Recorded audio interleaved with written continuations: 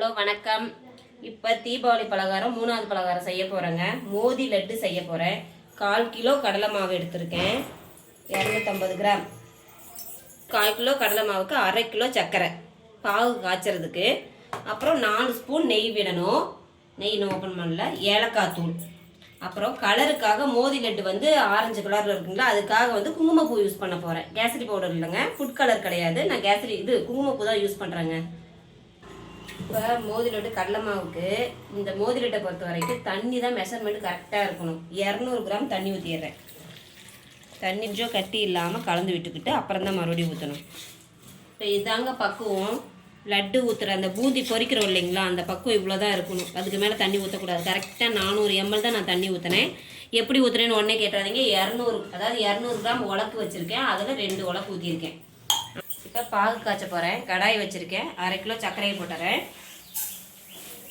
இப்போ இதுக்கு 1/4 litre 250 ml தண்ணி ஊற்றணும். 200 கிராம் ஊற்றுறேன். இப்போ அவ்வளோதாங்க. இப்போ ஃபுட் கலர் இருக்குது இல்லைங்களா, அதுக்கு நான் குங்குமப்பூ வந்து 2 பிஞ்ச் போடலான் இருக்கேன். 1 பிஞ்ச் ஏலக்காய் தூள் போடணுங்க. காய வச்சேன். இப்போ அப்படியே பூந்தியை போட்டு எடுக்கலாம். ஊற்றணும். நிறைய ஊற்றி எடுக்கக்கூடாது. பூந்தி மாதிரி ஆயிடக்கூடாது. பூந்தி வந்து இதாகிடுச்சுங்க.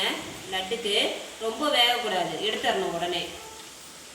பொரிச்சு எடுத்தாச்சுங்க. அந்த கடலை மாவு வந்து கரைச்சி வச்சுருந்தோம் இல்லைங்களா, அது பொரிச்சு எடுத்தாச்சு. இப்போ வந்துட்டு கொஞ்சம் பெருசாக இருக்குது பாருங்கள். இதை வந்து என்ன பண்ணணும்னா மிக்சியில் ஒரு ஓட்டு லைட்டாக ஓட்டி எடுக்கணும். அவ்வளோ ஒரு சுற்று எடுத்துட்டேங்க மிக்சியில் போட்டு. அவ்வளோதான். இப்போ பாவு காஞ்சிருச்சு. இப்போ இதில் கொட்டி கிண்ட போகிறேன். அவ்வளோதான்.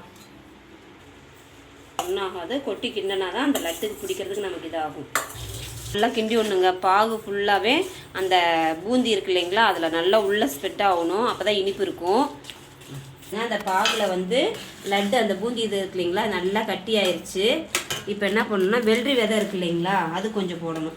மோதி லட்டோடைய டேஸ்ட்டே இந்த வெள்ளரி விதை தாங்க. அதை நம்ம பார்த்து போட்டுக்கலாம். நெய் பார்த்திங்கன்னா நல்ல பெரிய ஸ்பூனில் ஒரு 4 ஸ்பூன் ஊற்றணும்.